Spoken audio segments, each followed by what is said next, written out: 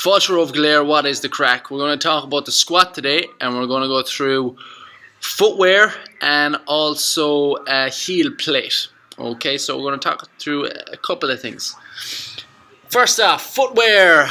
Okay, we've got two choices. We've got a regular running shoe, cushiony, people wear them when they exercise, you know, real popular. And then we've got something with a flat sole like a Converse. If we exaggerate what our running shoe is, it's more or less just a cushion, and it's, you know, meant to be soft so that they're comfortable. So something similar to, you know, something similar to this, soft, absorbs the forces, etc., etc. When the opposite of that then would be something like a concrete floor, so you're just walking around in your bare feet. So when we're looking at this, if we're doing a squat, if we decide that we're going to squat on one of these, okay, we're going to do a squat on a cushion like this, in comparison to squatting on a concrete floor, which one do you think we're going to be able to squat more on? Okay, so obviously when we're squatting on a concrete floor, we're going to be able to transfer the forces better, and we're going to be able to squat more, and we're not going to be, you know, have this little shaky going on in the feet. So if you're wearing shoes, if you want to know what shoes to wear cons if you have a pair of cons. If you have a pair of weightlifting shoes, of course go with those, but runners aren't the best shoe for squatting. Next part, a heel plate. And if you don't have a pair of weightlifting shoes, this is the second best thing you can do. So the first thing you can do is wear a pair of flat shoes, flat sole shoes, no cushions. Second thing you can do is use a heel plate. Okay, so I'm just going to quickly pop on my cons. What I'll typically do if I don't have my cons with me in the gym, because I do a warm-up which I use my runners for.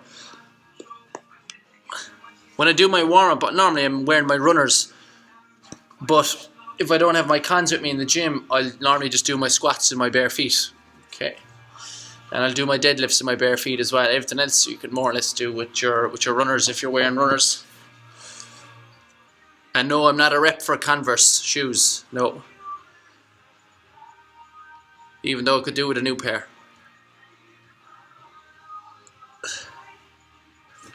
Alright, initially what we're going to talk about is just, we're going to focus on the lower back and what's happening in the lower back when we're doing our squat motion. And we're all about full range of motion on all of our lifts. So full range of motion is important. So at the end of our range of motion in the squat, we're going to just examine what's happening at our lower spine, our lower back. And we're going to compare two different ways to squat. Okay, so first, just in my cons, usual squat position, shoulder width apart, toes pointing slightly outwards. I just want you to, spin this way, I want you to keep an eye on my lower back when I get into deep squat. So squat, in around there, my lower back begins to curve. So from here to here, my lower spine down here begins to curve, okay? That's perfectly normal. There's nothing I can really do about that. It's just based on my skeletal structure. But if I had a pair of weightlifting shoes, which I'm going to replicate with these plates, and if I had my heels raised by about half an inch, which they would be in a pair of weightlifting shoes, take a look at my lower spine now. So it is a lot straighter. So I'm only getting the tiniest bit of a dip at the bottom of that in comparison to a big dip. Okay? So they're your big tips for your squat. First of all, a pair of flat shoes, and then something, a little plate under your heel. So these are actually ideal. So with that technique, you'll be able to lift heavier, safer, and get more range of motion.